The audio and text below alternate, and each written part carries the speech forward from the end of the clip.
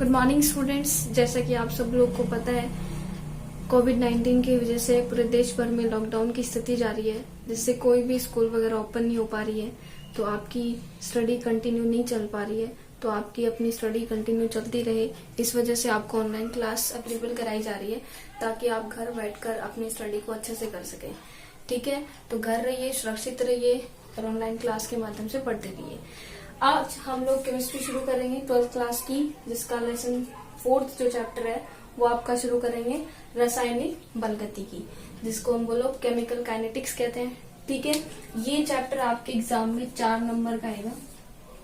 इसमें 1 नंबर का एक जो आपका क्वेश्चन आता है वो थ्योरेटिकल आता है और एक आपका न्यूमेरिकल क्वेश्चन बनता है। तो बड़े मार्क्स बड़ा क्वेश्चन बनेगा इसमें, तो आप अच्छे से इसको स्टडी करना। अब सबसे पहले हम इसका परिचय पढ़ते हैं कि इस चैप्टर में है क्या। इंट्रोडक्शन।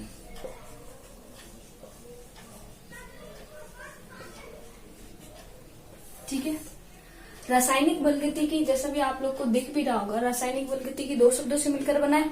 सबसे पहले जो इसका वर्ड है वो इसका नाम है केमिकल, और जो इसका दूसरा जो वर्ड है वो क्या है, काइनेटिक्स। देखो, जो केमिकल या रासायनिक है, इसके अंदर तो रासायनिक अभिक्रियाएं, इसका तात्पर्य क्या हो जाएगा, रासायनिक अभिक्रियाएं। और जो हमारा दूसरा शब्द है काइनेटिक्स, ये ग्रीक भाषा के शब्द से लिया गया है। ग्रीक भाषा का शब्द था हमारा काइनेसिस।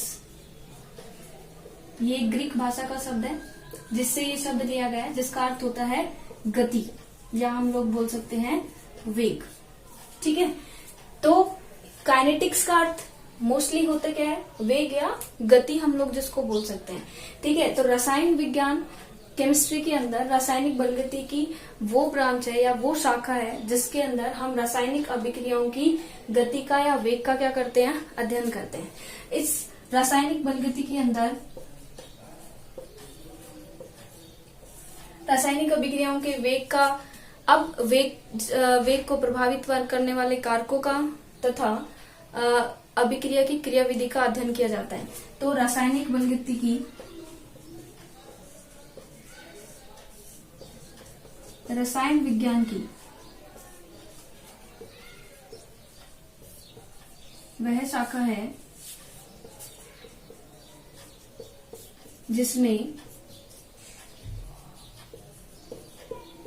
किस किस का अध्ययन करेंगे। एक तो क्या करेंगे, अभिक्रिया की वेग का, रासायनिक अभिक्रिया के वेग का। तो सबसे पहले क्या इसका अध्ययन करते हैं हम, अभिक्रिया के वेग का। दूसरा, अभिक्रिया को प्रभावित करने वाले कारक।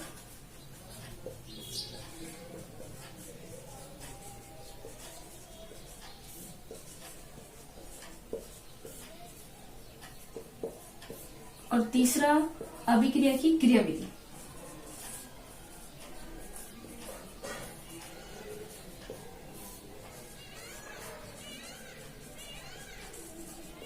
तो आप नोट डाउन कर सकते हैं इसे कि रासायनिक बलगति की 2 शब्दों से मिलकर बना है, केमिकल काइनेटिक्स, जिसमें केमिकल का जो अर्थ होता है वो रासायनिक अभिक्रिया होता है, और काइनेटिक्स का अर्थ होता है वो गति या वेग से है, ग्रीक भाषा के शब्द से लिया गया है। रासायनिक बलगति की रसायन विज्ञान की वह शाखा है जिसमें अभिक्रिया के वेग का, अभिक्रिया के वेग को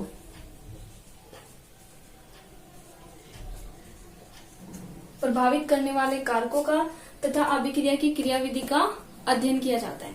ठीक है, तो इसके अंदर आप लोग आगे लिख सकते हो, अभिक्रिया क्रियाविधि का अध्ययन किया जाता है।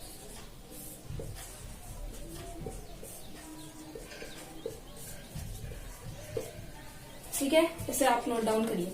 उसके बाद हम लोग सबसे पहले जो पढ़ेंगे, अभिक्रिया का वेग। सबसे फर्स्ट जो हमारा टॉपिक आता है वो आता है अभिक्रिया का वेग।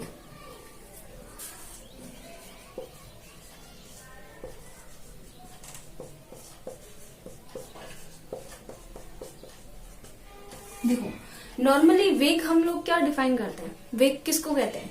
अगर नॉर्मल हम साधन की बात करते हैं, किसी भी साधन का अगर हम वेग निकालते हैं तो क्या कहते हैं कि कोई भी इकाई समय में वो पर्टिकुलर कितनी दूरी तय कर रहा है, कितनी दूरी करता है वो उसका वेग हो जाता है।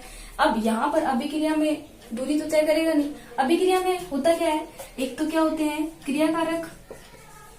क्रियाकारक कौन होते हैं, जो अभिक्रिया करते हैं।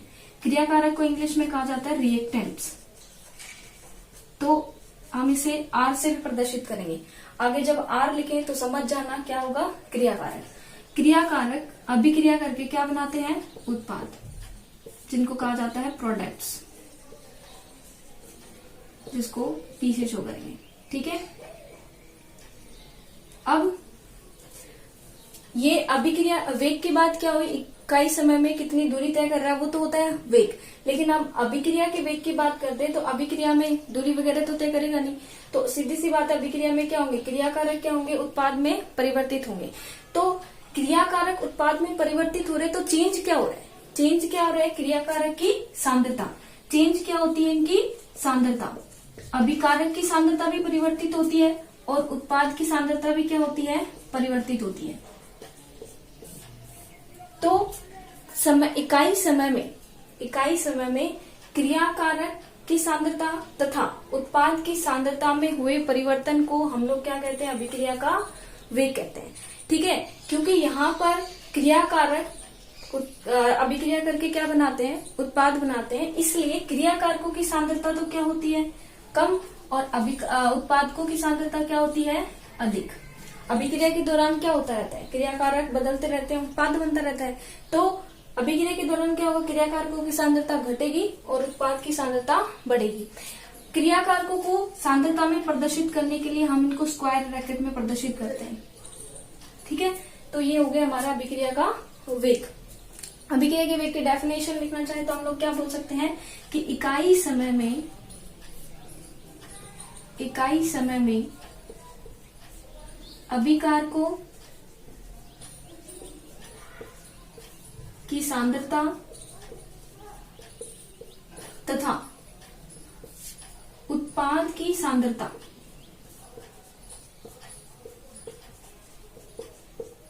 में हुए परिवर्तन को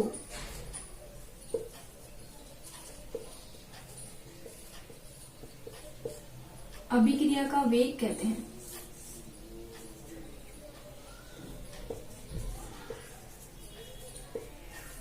अभिक्रिया का वेग कहते हैं। ठीक है, इकाई समय में अभिकारकों की सांद्रता तथा उत्पाद की सांद्रता में हुए परिवर्तन को अभिक्रिया का वेग कहते हैं। अभिकारकों की सांद्रता में भी परिवर्तन होगा और उत्पाद की सांद्रता में। आप जरूरी नहीं अभिकारकों की सांद्रता ही लिखो, अभिकारकों की सांद्रता में परिवर्तन भी अभिक्रिया का वेग है और उत्पाद की सांद्रता में परिवर्तन भी अभिक्रिया का वेग कहलाता है।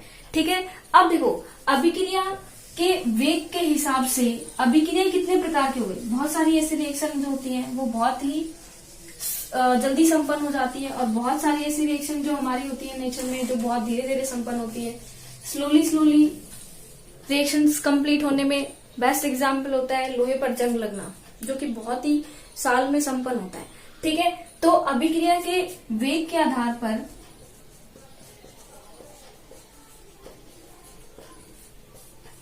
अभिक्रियाएं कितने प्रकार की हो गई हमारी, 3 प्रकार की, जिसमें पहला जो प्रकार है हमारा वो कौन सा होगा, बहुत तीव्र संपन्न होने वाली अभिक्रिया, बहुत तीव्र वेग की अभिक्रिया।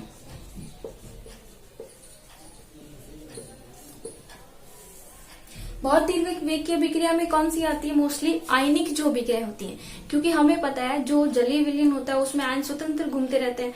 ठीक है, आयनिक अभिक्रिया कराएंगे तो वो इजीली रिएक्शन को क्या कर देंगे, संपन्न कर देंगे। आयन्स में आप लोग को पता होगा आयन का सबसे ज्यादा एग्जाम्पल होता है हमारा NaCl। NaCl को जब हम AgNO3 के साथ अभिक्रिया कराते हैं तो NaCl आपको पता होगा किसमें टूटता है, Na+ में और इसमें Cl-, सोडियम धनायन के रूप में और क्लोरीन ऋणायन के रूप में रहता है। AgNO3 में क्या होता है, Ag धनायन के रूप में और NO3 ऋणायन के रूप में क्या रहता है, उपस्थित रहता है। अब NaCl AgNO3 ये दोनों अभिक्रिया करके क्या करेंगे, रिएक्शन संपन्न करेंगे। और क्या हो जाएगा हमारे रिएक्शन के करके, इसका जो धनायन है वो इसके ऋणायन से और इसका जो धनायन है वो इसके ऋणायन से। ठीक है, तो यहाँ पर क्या बनेगा, AgCl का क्या बनेगा, अवक्षेप प्राप्त होगा हमें। और ये अवक्षेप कैसा प्राप्त होगा हमें, श्वेत। अवक्षेप क्या होता है, देखो जब हम लोग अभिक्रिया करेंगे फटाफट रिएक्शन होगी और एक सॉलिड टाइप जो रिएक्टेंट्स जो होगा जम जाएगा, जिसको हम लोग क्या बोलते हैं, अवक्षेप कहते हैं। तो जैसे ही हम लोग ने NaCl के अंदर AgNO3 डालते हैं वैसे वैसे रिएक्शन कंप्लीट हो जाती है झट से, और यहाँ पर क्या बनता है, एक श्वेत अवक्षेप हमें या व्हाइट PPT हमें प्राप्त होता है। अब देखो AgCl बन गया, AgCl बन गया तो बच क्या गया, NaNO3, तो ये भी साइड में क्या हो जाते हैं, NaNO3 भी बन जाते हैं। तो बहुत तीव्र वेग की अभिक्रिया को बहुत ही कम समय लगता है संपन्न होने में, बहुत ही फास्टली संपन्न हो जाती है, विद इन सेकेंड्स या विद इन मिनट्स, ये विद इन सेकेंड्स ही संपन्न हो जाती है। ठीक है, ये अभिक्रियाएं वह अभिक्रियाएं जो बहुत तीव्र वेग से क्या होती है, संपन्न होती है। इन अभिक्रियाओं को संपन्न होने के लिए बहुत ज्यादा टाइम की जरूरत नहीं होती है। इनमें याद रखना एग्जाम्पल्स पूछा जाता है, तो एग्जाम्पल इसमें क्या होता है, आयनिक अभिक्रियाएं। जितनी भी हमारी आयनिक अभिक्रियाएं हैं वो लगभग किसके अंदर, लगभग जो हमारे आयनिक अभिक्रियाएं किसके अंदर आती है, बहुत तीव्र वेग की अभिक्रिया में। एक हमारा कंप्लीट हो गया, 3 प्रकार की अभिक्रियाएं, जिसमें पहला कौन सा है, बहुत तीव्र वेग की अभिक्रिया। समझ आ गया, आयनिक अभिक्रियाएं होंगी, बहुत जल्दी संपन्न होंगी। आयनिक अभिक्रिया में हमने देखा NaCl AgNO3 के साथ रिएक्शन करेगा, NaCl Na+Cl- में टूटता है, AgNO3 Ag+NO3- में टूटता है। ये दोनों अभिक्रिया करके AgCl श्वेत अवक्षेप में फटाफट जम जाता है और NaNO3 साइड प्रोडक्ट के रूप में निकल जाता है। ठीक है, तो पहली प्रकार की अभिक्रिया तो क्या हो गई, बहुत तीव्र वेग की अभिक्रिया, ये समझ आया। उसके बाद दूसरे जो प्रकार की जो अभिक्रिया हमारी, दूसरे प्रकार की क्या होंगी, वेरी स्लो रिएक्शन, बहुत मंद अभिक्रिया, बहुत मंद अभिक्रिया। वो रिएक्शंस जिनको संपन्न होने के लिए बहुत साल लगता है, बहुत टाइम लगता है, काफी दिन लग जाते हैं, काफी साल लग जाते हैं। तो इसका बेस्ट एग्जांपल आप सभी को पता है, लोहे पर जंग लगता है। लोहे पर जंग कैसे लगता है, जब एनवायरमेंट में हमारे वायु और नमी दोनों उपस्थित होते हैं, तब लोहे के पर एक भूरे रंग की परत जम जाती है, जिसको हम जंग बोलते हैं। वो लोहे पर जंग लगना होता है, जो 2-3 साल में ये प्रक्रिया क्या होती है, संपन्न होती है। तो ये बहुत मंद अभिक्रियाएं के अंदर आती है। तो इसके अंदर एग्जाम्पल आ जाएगा हमारा लोहे पर जंग लगना। ठीक है, तो इसके अंदर हम लोग लिख सकते हैं कि वो अभिक्रियाएं जो बहुत ही मंद वेग से क्या होती हैं, संपन्न होती है। ठीक है, उसके बाद तीसरे जो प्रकार की हमारी अभिक्रियाएं आती हैं, वो आती है हमारी मध्यम वेग की अभिक्रियाएं।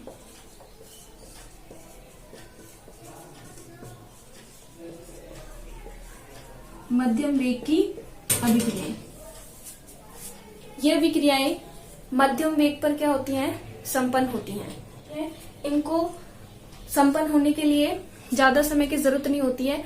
और लेबोरेटरी के अंदर जो हमारी प्रयोगशालाओं में सबसे ज्यादा जिन अभिक्रियाओं का अध्ययन किया जाता है वो यही है। देखो, ये जो बहुत फर्स्ट वाली हमने पढ़ी बहुत तीव्र अभिक्रिया, वो बहुत फटाफट से संपन्न हो जाती है, बहुत जल्दी संपन्न हो जाती है, इसलिए उनका भी लेबोरेटरी में ज्यादा अध्ययन नहीं किया जा सकता। बहुत मंद अभिक्रियाएं वो बहुत ही धीरे धीरे संपन्न होती है, इसलिए उनका भी लेबोरेटरी में बहुत ज्यादा अध्ययन नहीं किया जा सकता। सबसे ज्यादा इनका अध्ययन किया जाता है, और इस चैप्टर में आपको सबसे ज्यादा पढ़ने को भी ये रिएक्शन मिलेंगे, मध्यम वेग की अभिक्रियाएं। इन्हीं का लेबोरेटरी में अच्छे से अध्ययन भी किया जाता है। ठीक है, इसके बाद इसके अंदर जैसे हम लोग इक्सु शर्करा का प्रतिपन एग्जाम्पल लिख सकते हैं। एग्जाम्पल इक्सु शर्करा का प्रतिपन,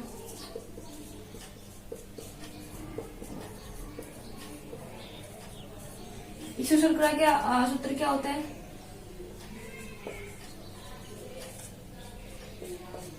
C12H22O11।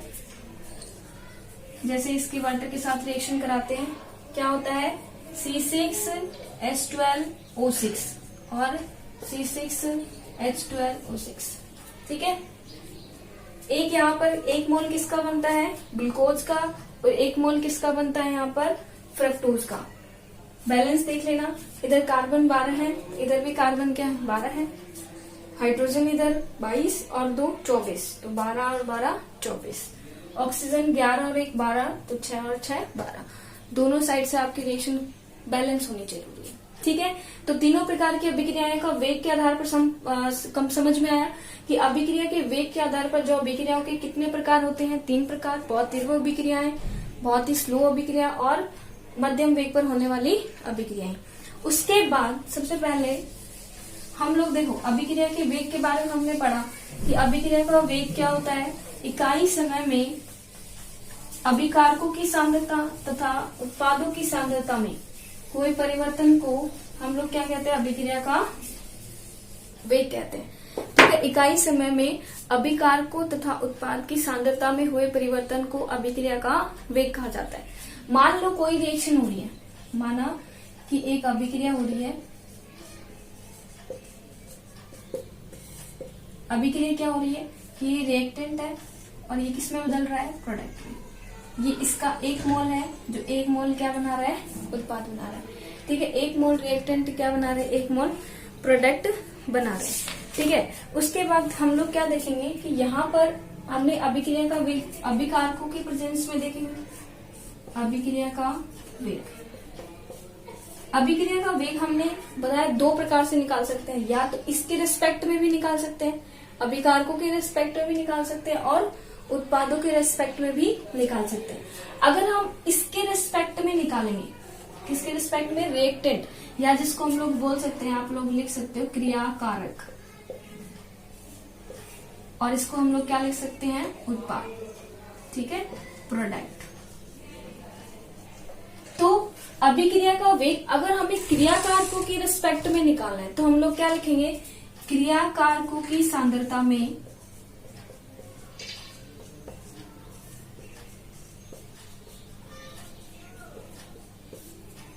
अब देखो मैंने आपको क्या बताया कि जब रिएक्शन होती है तो क्रियाकारक किसमें बदलते रहते हैं, उत्पाद में।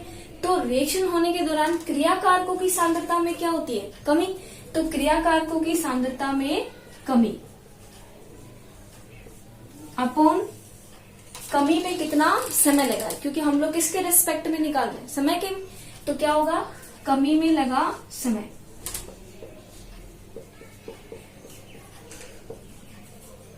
ये अभिक्रिया का वेग किसके रिस्पेक्ट में है, हमारा क्रियाकारक के रिस्पेक्ट में।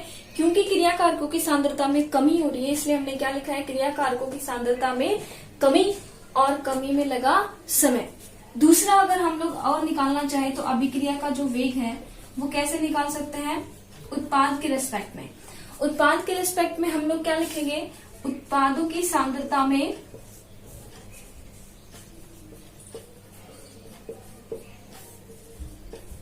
अब सांद्रता यहाँ पर क्या हो रही है, कमी, लेकिन अभिक्रिया के दौरान उत्पाद बनते हैं इसलिए उत्पाद की सांद्रता में क्या होती है, वृद्धि। तो उत्पाद की सांद्रता में हम लोग क्या लिखेंगे, वृद्धि, और नीचे क्या लिखेंगे, वृद्धि में लगा समय।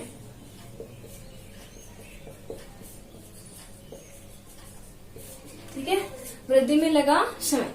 तो अभिक्रिया के वेग के लिए क्या लिख सकते हैं हम लोग, क्रियाकारकों की सांद्रता में कमी और कमी में लगा समय। और अगर हम लोग उत्पाद के रेस्पेक्ट में निकालेंगे तो उत्पाद की सांद्रता में वृद्धि और वृद्धि में लगा समय। इस प्रकार से हम अभिक्रिया के वेग का क्या कर सकते हैं, निर्धारण कर सकते हैं। अब मान लो हम लोग 2 अभिक्रिया, आप लोग इसको रहने दो, 2 अभिक्रियाएं हैं कि एक जो अभिक्रिया हमारे रिएक्टेंट्स और इसमें बदल रहा है प्रोडक्ट में। ठीक है, ये अभिक्रिया हमारी हो रही है। एक T1 टाइम पर इसकी कंसंट्रेशन हम लोग या सांद्रता हम लोग क्या ले रहे हैं, R1। और सांद्रता को प्रदर्शित करने के लिए मैंने आपको बताया किसमें प्रदर्शित करते हैं उनको, स्क्वायर ब्रैकेट में। तो हम इसको लिख सकते हैं ऐसे R1। तो T1 टाइम पर जो उत्पाद की सांद्रता क्या हो जाएगी, P1। अगर हम टाइम लेते हैं हमारा T2, तो T2 टाइम पर क्रियाकारकों की सांद्रता R2 और उत्पाद की सांद्रता क्या हो जाएगी हमारी, P2। ठीक है, तो इस प्रकार से हम उसका चेंज देखेंगे कि कितना परिवर्तन हो रहा है। T1 टाइम पे कंसंट्रेशन R1 और प्रोडक्ट की कंसंट्रेशन P1। T2 टाइम पर रिएक्टेंट की कंसंट्रेशन R2 और प्रोडक्ट की कंसंट्रेशन P2 होती है। अब चेंज देखते हैं, समय में चेंज के लिए क्या लिखेंगे, समय में जो परिवर्तन होगा वो देखने के लिए क्या करेंगे। देखो हम लोग क्या करते हैं, परिवर्तन निकालने के लिए अंतिम समय माइनस प्रारंभिक, जो अंतिम चीज होती है उसको माइनस कर देते हैं प्रारंभिक से। तो अंतिम समय कितना है T2 और प्रारंभिक समय अपना क्या है T1। तो इसको हम लोग क्या लिख सकते हैं, डेल्टा T। इसको किससे लिख सकते हैं, डेल्टा T से। ठीक है, ये तो समय में परिवर्तन हो गया। अब क्रिया कारकों की सांद्रता में परिवर्तन को क्या लिखेंगे, क्रिया कारकों की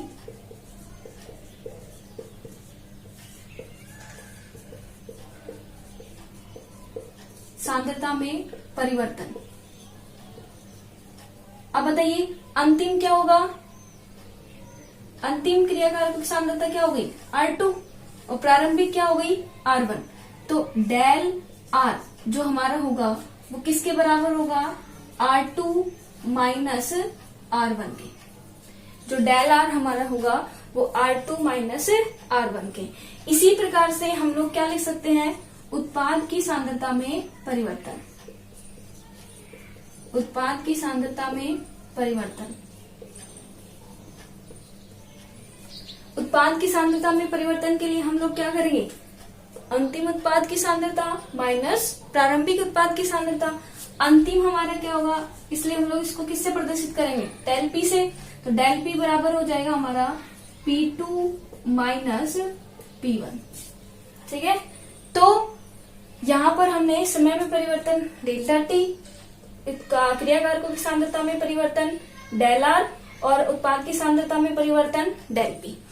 अब हमारा सूत्र देखो, अभिक्रिया का वेग क्या है, क्रिया कारकों की सांद्रता में कमी हो रही है, वृद्धि हो रही है, वो कुछ भी हो रहा है, वो परिवर्तन ही तो है। और उत्पाद की सांद्रता में वृद्धि, यानी कि इनकी सांद्रता में परिवर्तन ही है। ठीक है, तो क्रिया कारकों की सांद्रता में जो परिवर्तन है उसको हम लोग किससे प्रदर्शित कर रहे हैं, डेल R से।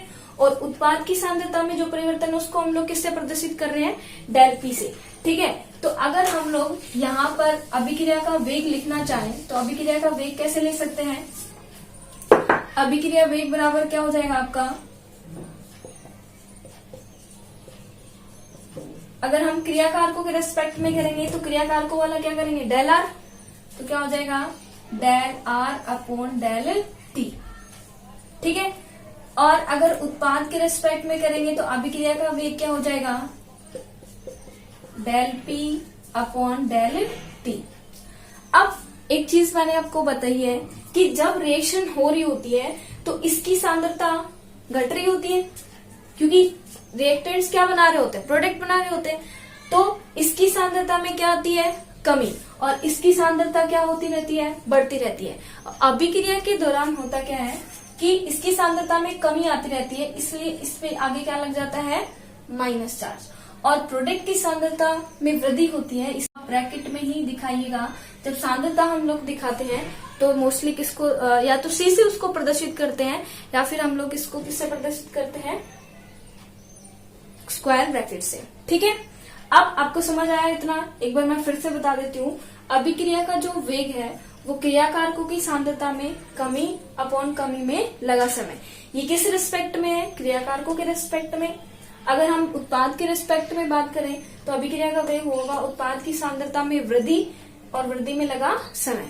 अगर हम T1 समय पे देखें तो ये हमारा क्रिया कारकों की सांद्रता R1 और उस टाइम पे प्रोडक्ट की सांद्रता होगी P1। अगर हम T2 टाइम पे देखें तो उस टाइम पे R2 और प्रोडक्ट की होगी P2। ठीक है, अब समय में जो परिवर्तन होगा वो T2 माइनस T1 यानी डेल्टा T। क्रिया कारकों की सांद्रता में कितना परिवर्तन हुआ वो हम कैसे निकालेंगे कि जो हमारे R2 उसमें से माइनस R1 यानी डेल R और P2 माइनस P1 यानी कि डेल P।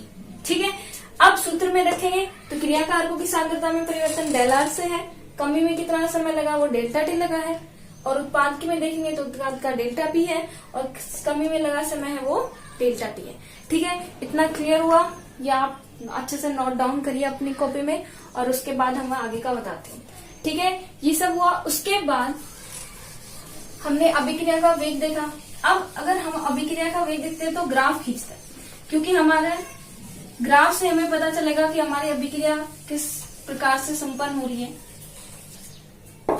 ग्राफ देखिए, ग्राफ किस किस के बीच में खींचेंगे, यहाँ पर क्योंकि हमने यहाँ पे दो ही टर्म्स यूज लिए, सांद्रता और समय। ठीक है, तो ग्राफ किस में, यहाँ पर हम लोग क्या लिखते हैं, समय। ये इधर क्या लिखा जाता है, समय, और इधर हमारा क्या आ जाएगा, अभिकारकों या उत्पादों की सांद्रता। तो हम सिर्फ यहाँ पर क्या लिख सकते हैं, सांद्रता ही लिख सकते हैं। ठीक है, तो ग्राफ किस किस के बीच में होगा, सांद्रता और समय के बीच में। अब देखो, एट द स्टार्टिंग पॉइंट जब हमारी रिएक्शन शुरू हुई है, उस समय जो उत्पाद की सांद्रता है वो क्या है, 0। उत्पाद तो कुछ बना ही नहीं है। और अभिकारकों की सांद्रता है वो क्या है, मैक्सिमम। तो ये जो मिनिमम है ये उत्पाद की है, और यहाँ पर मैक्सिमम है ये किसकी है, अभिकारकों की है।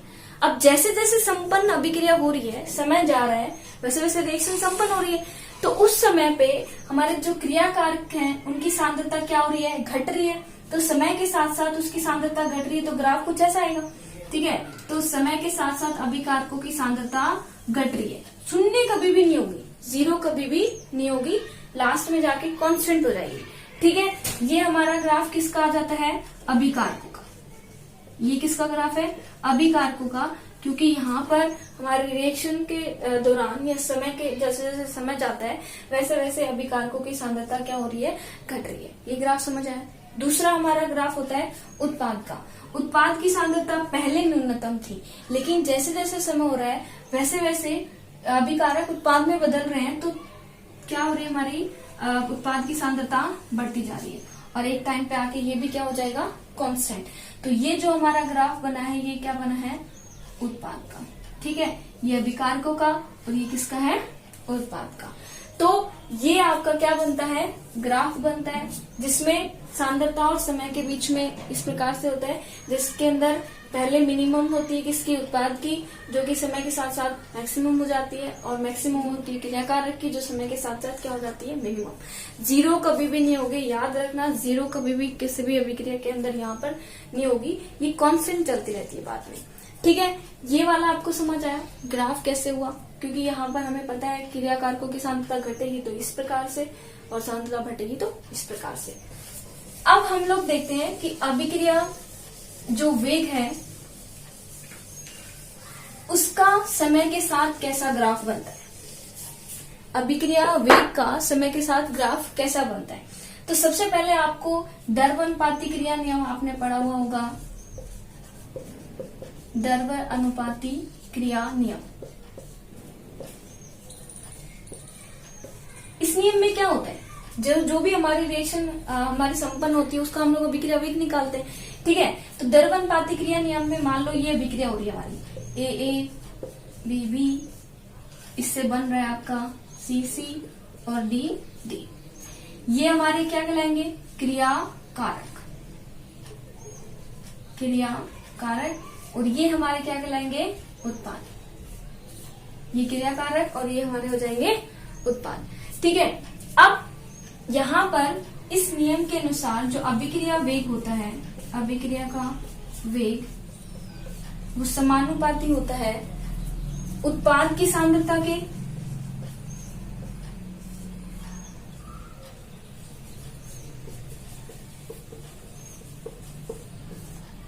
अपूर्ण क्रियाकारकों की सांद्रता।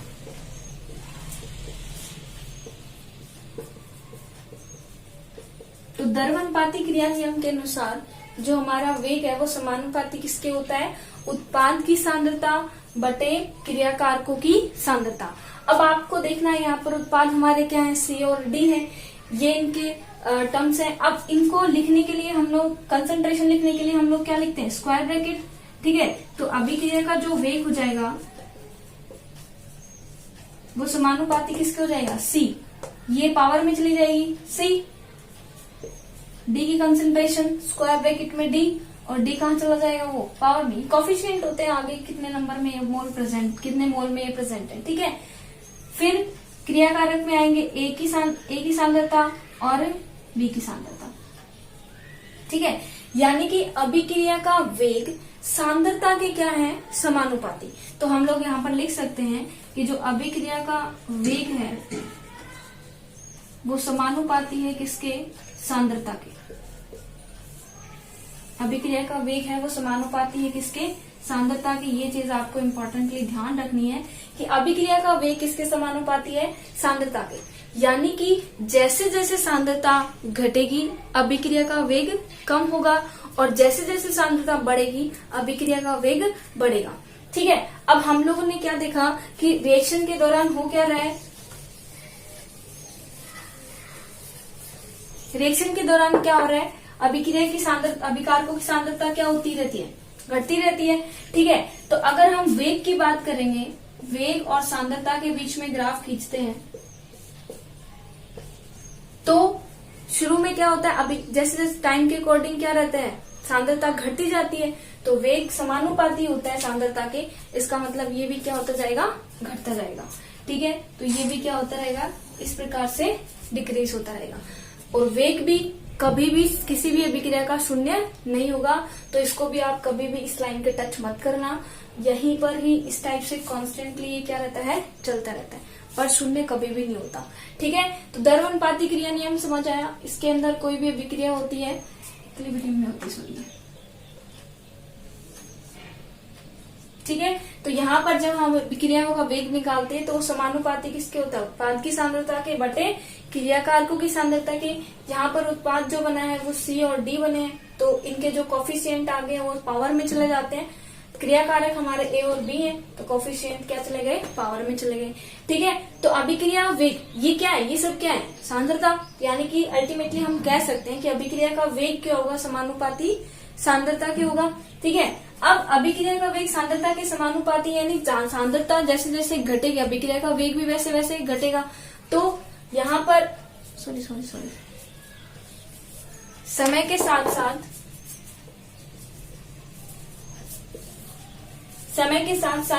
सांद्रता घट रही है, यानी अभिक्रिया का वेग भी क्या होता रहता है, घटता रहता है।